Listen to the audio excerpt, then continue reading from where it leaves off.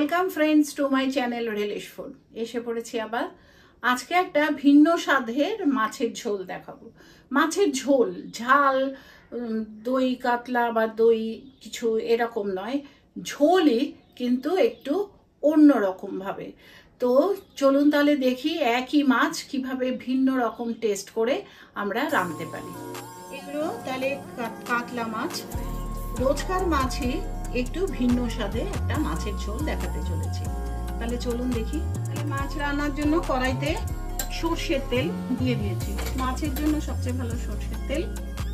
তেলটা একটু গরম করার অপেক্ষায়। তেলটা গরম হলে ফার্স্টে মাছ ভেজে নেব। একই মাছ, কাতলা মাছ বা রুই মাছ, সে তো আর চেঞ্জ করে নতুন মাছ করা যাবে না, কিন্তু রান্নার প্রসেসটা একটু চেঞ্জ করে সেটা স্বাদ বদল যে করা যাবে সেজন্য এই রান্নাটা দেখাচ্ছি। এটা রিকোয়েস্ট রাখবো যে একবার অবশ্য রান্নাটা করে দেখবেন, যে সত্যি একটা ডিফারেন্ট স্বাদের মাছের ঝোল হবে। তাহলে মাছটা, তেলটা গরম হয়ে গেছে, এখন মাছগুলো ভেজে নেব।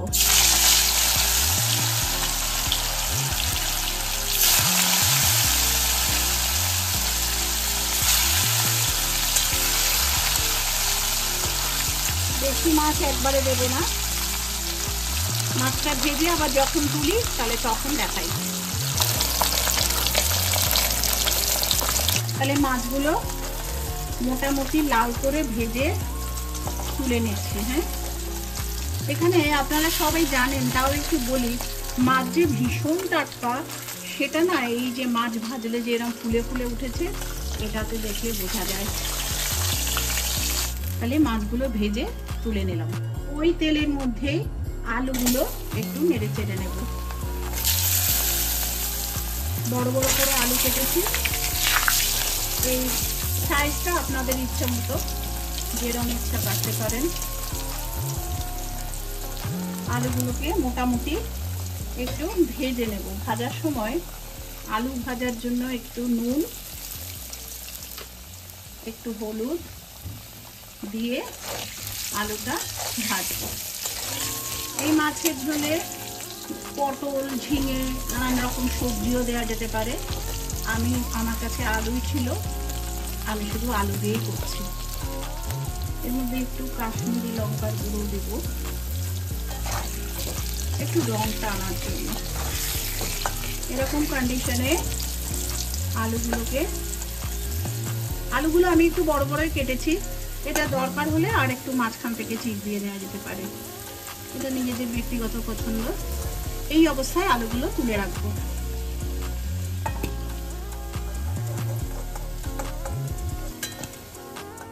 ওই কড়াইতে ওই তেলেই একটা পেঁয়াজ, একটু বড় মাপের একটা পেঁয়াজ গ্রেট করে রাখা পেঁয়াজটা দিয়ে এবার নাড়তে থাকলাম।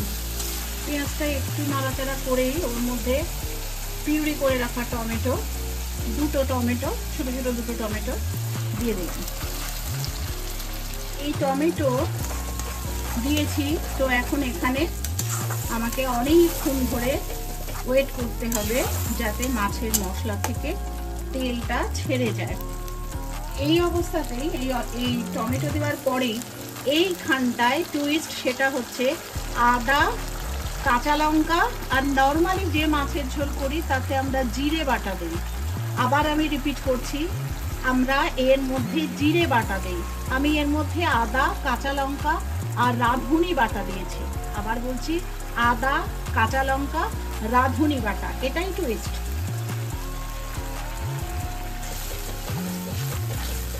এর মধ্যে মাছের ঝোলে লাগবে যতটা ততটা নুন দিয়ে দিলাম। এর মধ্যে ঝোলের জন্য হলুদ গুঁড়ো দিয়ে দিলাম, কাশ্মীরি লঙ্কার গুঁড়ো দিলাম। ঝাল লঙ্কা দিলাম না কিন্তু, কারণ আমি কাঁচা লঙ্কা, আদা আর রাঁধুনি বেটেছিলাম, বললাম। এটা একটু এবার ছিটকাবে। এতটা ধনিয়া গুঁড়ো দিলাম। জিরের গুঁড়ো কিন্তু এখানে ইউজ করছি না। নর্মালি মাছের ঝোলে আমরা জিরের গুঁড়ো ইউজ করি, আমি কিন্তু জিরের গুঁড়ো ইউজ করছি না। আবারও বলছি, বারবার বলা হয়ে যাচ্ছে, তাও মেইন ইনগ্রেডিয়েন্টসটাই চেঞ্জ ছিল আদা, কাঁচা লঙ্কা, রাঁধুনি বাটা। এবার আমাকে এটা ওয়েট করতে হবে যতক্ষণ না পর্যন্ত মশলাটা তেল থেকে ছেড়ে আসে।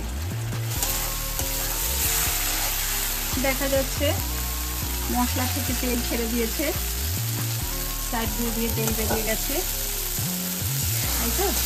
এই অবস্থায় এখন গরম জল দিয়ে দেবো। হ্যাঁ, এটা একটু মাথায়, এটা শুধু এই মাছের জন্যই না, যে কোনো ঝোলে জলটা গরম দিলে তার স্বাদ আলাদা হয়। তাহলে গরম জল দিয়ে দিচ্ছি, যতটা আমার ঝোল লাগবে, মাছের ঝোল, তার জন্য জলটা একটু পরিমাণ মতোই দিতে হবে। এই ঝোলটা ফুটে উঠলে এর মধ্যে আমি আলু দিয়ে দেবো, কেন আলুটা অর্ধেক সিদ্ধ করে ভাজা করে রাখা আছে। আর একটু জল দেবো, কেন পাতলা ঝোল করব। এই জল ঠিক আছে। এবার এই অবস্থায় ঝোলটা ফুটে উঠলে প্রথম কাজ হচ্ছে একটু দেখবো যে নুনটা ঠিক আছে নাকি। ঝোলটা ফুটুক, তাহলে ঝোলটা ফুটছে, এখন আলুগুলো দিয়ে দেবো সিদ্ধ হওয়ার জন্য।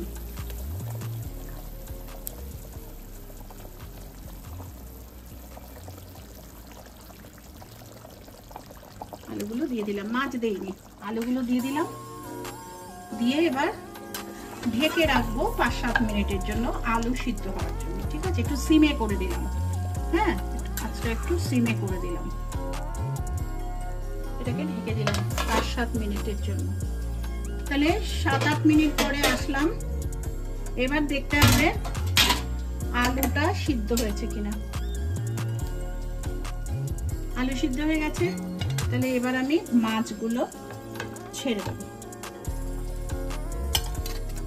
মাছগুলো দিয়ে দিচ্ছি,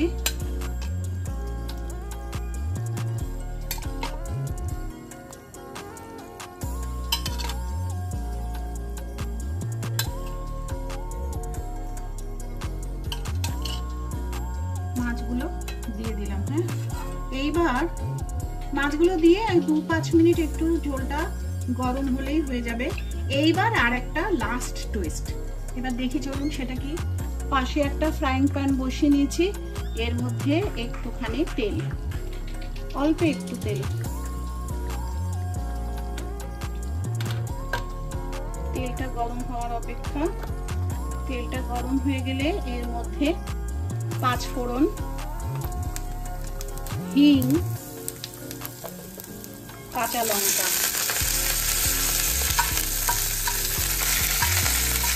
5 ফোড়ন, হিং, কাঁচা লঙ্কা,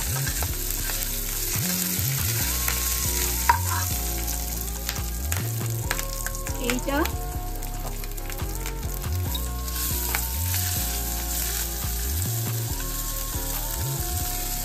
এই ঝোলের মধ্যে দিয়ে দিলাম। আর একটু ঝোলের মধ্যে নেব।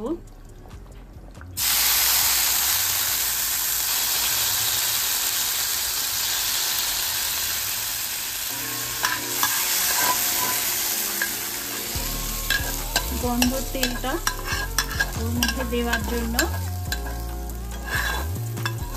এইটা আর একটা এই ঝোলটা টুইস্ট ছিল। এর মধ্যে 5 ফোড়ন, হিং আর কাঁচা লঙ্কা দিয়েছি। একটু চিনি, টেস্টটাকে ব্যালেন্স করার জন্য একটু চিনি এখানে দিতে হবে, ব্যাস। ঠিক আছে, তাহলে এই মাছের ঝোল হয়ে গেল একটু ভিন্ন স্বাদের কাতলা মাছের পাতলাই ঝোল। যদি কারো মনে হয় যে মাছের ঝোলটা তেলটা আর একটু কম দেবেন, দিতেই পারেন, কিন্তু আমি রিকোয়েস্ট করবো এরকম ভাবে একবার মাছের ঝোলটা করে দেখবেন, একটা অসাধারণ টেস্ট হবে।